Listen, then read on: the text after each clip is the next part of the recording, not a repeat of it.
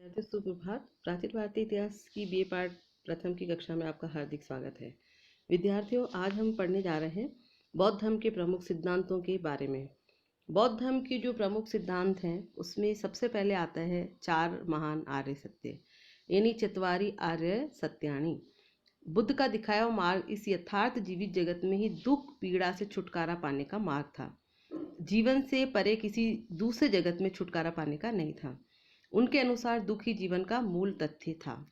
उन्होंने 4 महान सत्य से परिचित जगत को करवाया, जिनमें प्रमुख है दुखों की वास्तविकता, दुखों का कारण, दुखों से छुटकारा पाने की संभावना और दुखों से मुक्ति पाने का मार्ग। बुद्ध ने अपने प्रथम 5 शिष्यों को उपदेश देते हुए विद्यार्थियों को कहा था कि 4 आर्य सत्य हैं जिन्हें अंगीकार करके ही मनुष्य निर्वाण का फल पा सकता है। ये 4 आर्य सत्य निम्न प्रकार थे। पहला है सर्वम दुखम, अर्थात ये संसार दुखमय है, इस जगत के चारों ओर दुख ही दुख है। दूसरा सत्य था दुख समुदाय, अर्थात संसार का दुख अकारण नहीं है, मनुष्य किसी न किसी कारण से दुखी होता है और मुख्य कारण जो दुख का है वह है व्यक्ति की लालसा, तृष्णा, और अविद्या और तृष्णा ही दुख उत्पन्न करती है। विद्यार्थियों, बहुत सी बार जो है हम ज़्यादा से ज़्यादा पाना चाहते हैं, हमारे पास जो चीज़ें हैं हम उनसे ज़्यादा पाने चाहते हैं। नंबर कम आए तो हम सोचते हैं हमारे नंबर और ज़्यादा आते। हमारे पास छोटी गाड़ी है तो हम सोचते हैं हमारे को बड़ी गाड़ी मिलती, या कोई व्यक्ति सोचता है कि छोटा मकान है तो और बड़ा उसका बंगला होता। तो ये व्यक्ति की जो तृष्णा है वो उसके दुख का कारण है। वो अपनी जो वास्तविकता जो उसके पास चीज़ें हैं उससे संतुष्ट नहीं है, और ये जो तृष्णा है वो उसके लिए क्या करती है, दुख का कारण बनती है। इसके बाद तीसरा आर्य सत्य बताया उन्होंने, वह था दुख निरोध। इसका मतलब यह है कि दुख का निरोध यानी दुख का समाधान संभव है, और दुख के मूल कारण तृष्णा का अंत करने से दुख को दुख निरोध कहा गया है। यानी अगर दुख का अंत करना है तो तृष्णा का परित्याग करना चाहिए।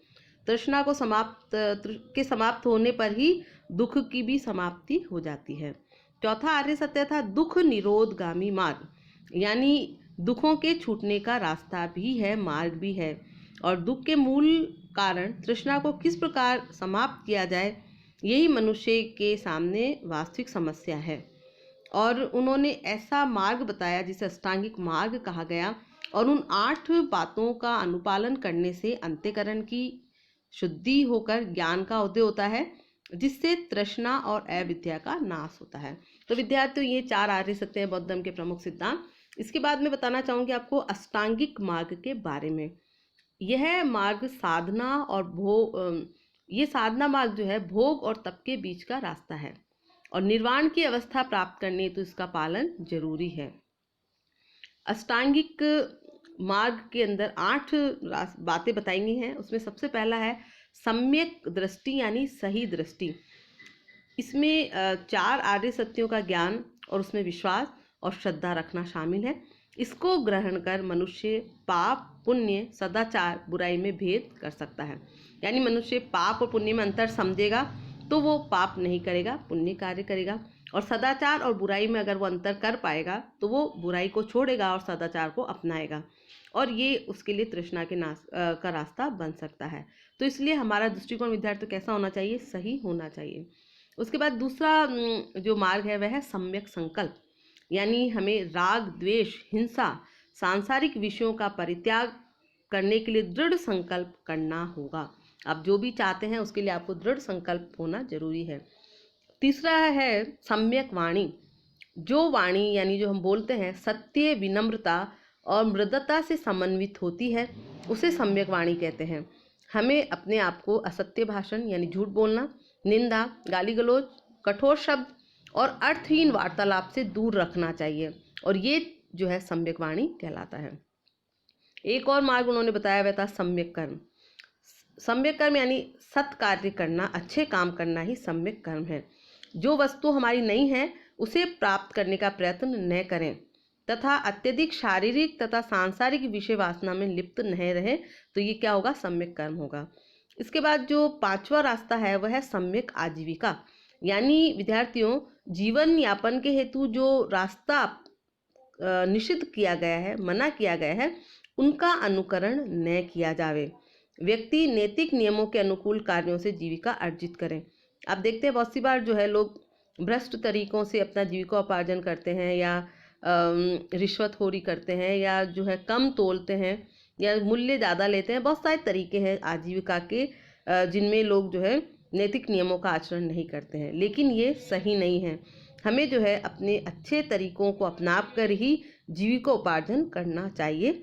इसके बाद छठा जो मार्ग बताया था वह है सम्यक व्यायाम। यानी सम्यक व्यायाम से मतलब यह है कि शुद्ध ज्ञान युक्त प्रयत्न जिससे धर्म दृष्टि उत्पन्न हो, ये सम्यक व्यायाम कहलाता है। आचार विचार द्वारा हमें अपने गुणों में वृद्धि करनी चाहिए। सातवां मार्ग है सम्यक स्मृति, यानी समस्त कार्यों का विवेकपूर्ण करना सम्यक स्मृति है।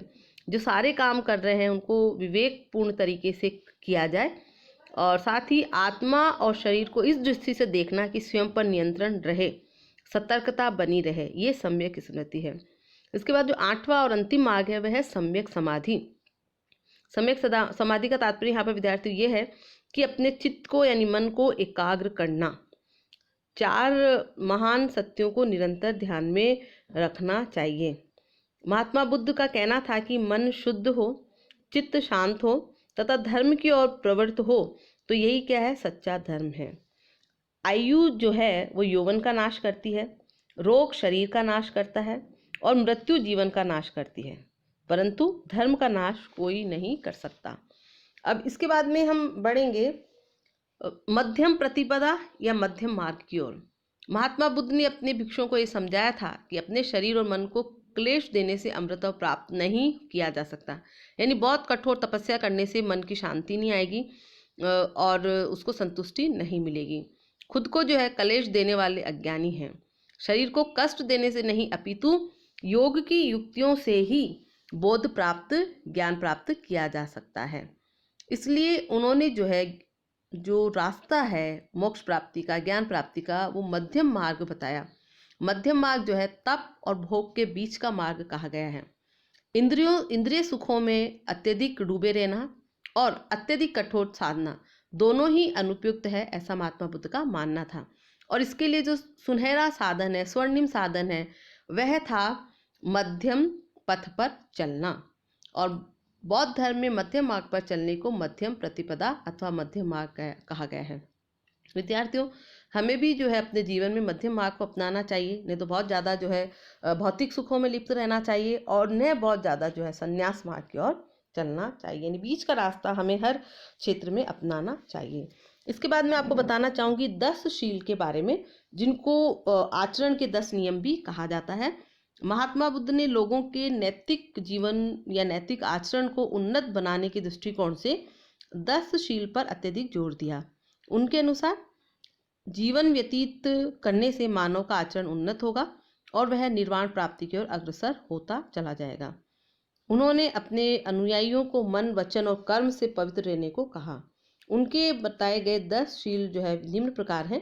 पहला है अहिंसा का पालन करना, दूसरा है सदा सत्य बोलना, तीसरा है चोरी न करना, चौथा है ब्रह्मचर्य यानी अति भोग विलास से दूर रहना, पांचवा है अपरिग्रह अर्थात वस्तुओं का संग्रह नहीं करना।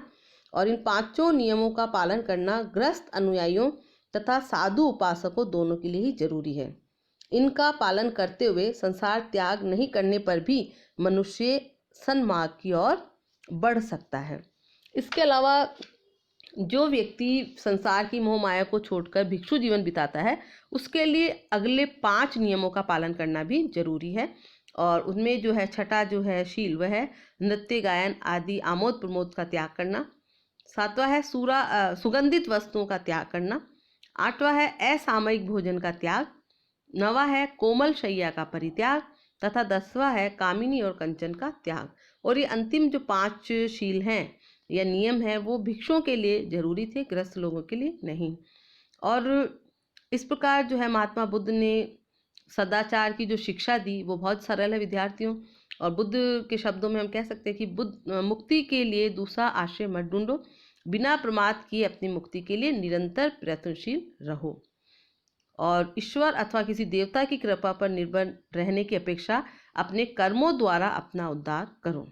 इस प्रकार प्रत्येक व्यक्ति अपने प्रयत्नों से, अपने प्रयासों से सांसारिक दुखों से मुक्ति प्राप्त कर सकता है।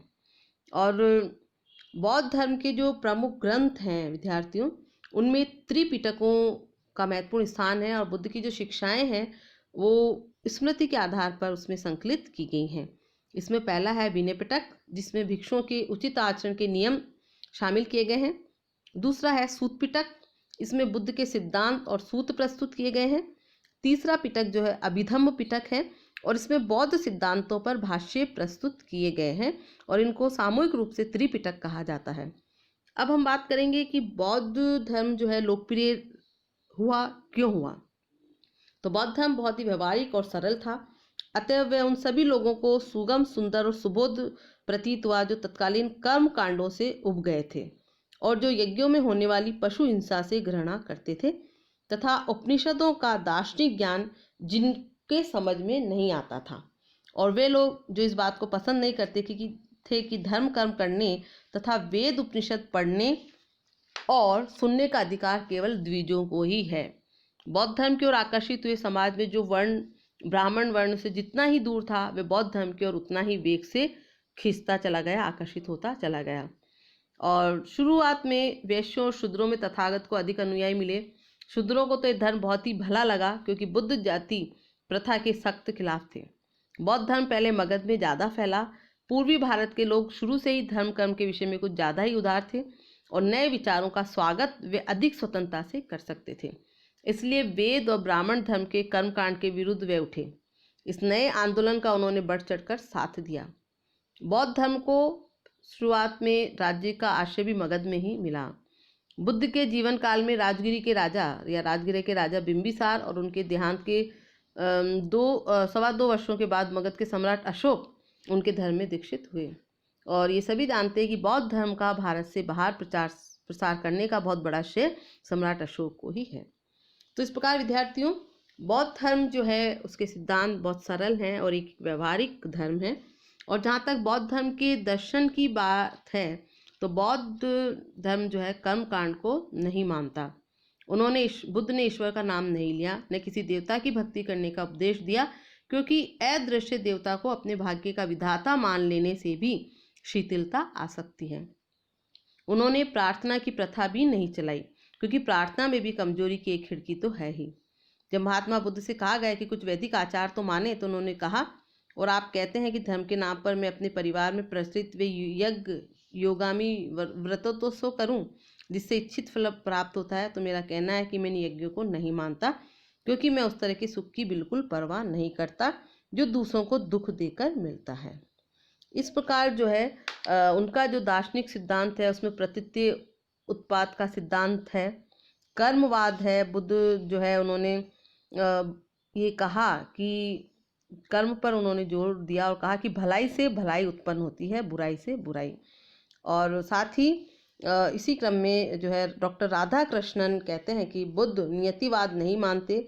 वे यह नहीं कहते कि मनुष्य का अपने भविष्य पर कोई अधिकार नहीं, व्यक्ति अपना भविष्य निर्णित कर सकता है, निर्वाण प्राप्त कर सकता है।